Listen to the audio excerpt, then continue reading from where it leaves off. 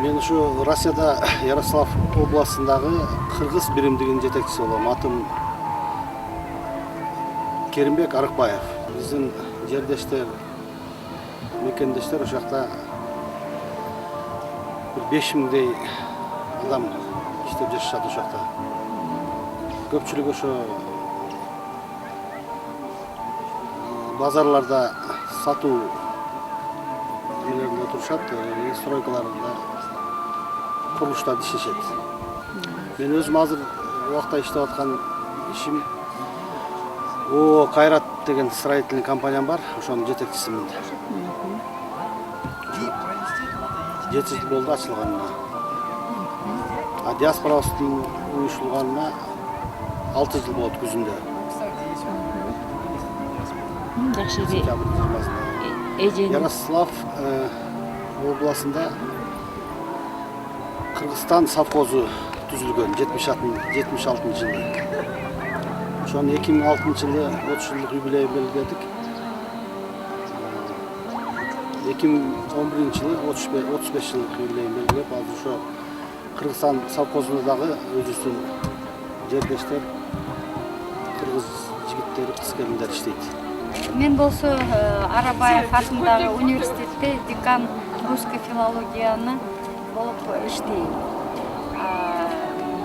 Көчө Бишкекте театр оперы и балета ичинде мы выступали с докладом по миграции, по этническим киргизам.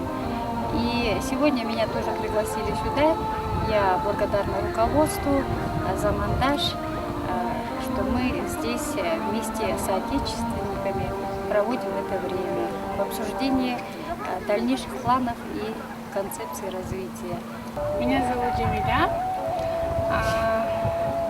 Сегодня принимали участие в данном мероприятии. Очень понравилось. Доклады были очень интересные представителей. И спасибо организаторам за такое мероприятие. Талада жүргөндө өз элиңи, өз жериңи, ошо кыргыздардын мындай национальный колориттерин аябай эмен кылат экенсиң да, талаа жүргөндө барып биле алат экенсиң. Ушу флагты мен 5 жыл болду. Каяка барбайын ар дайым сумкамда салып жүрөм да.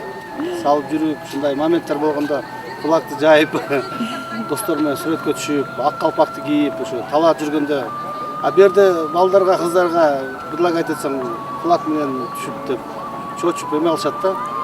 Ошо дагы Кыргызстандын баркын, өзүбүздүн боз үйдү, флагты, калпактын баркын ушу биз талаага барып баалап билип, ушундай эңсеп эме болуп жүргөн убагыбызда.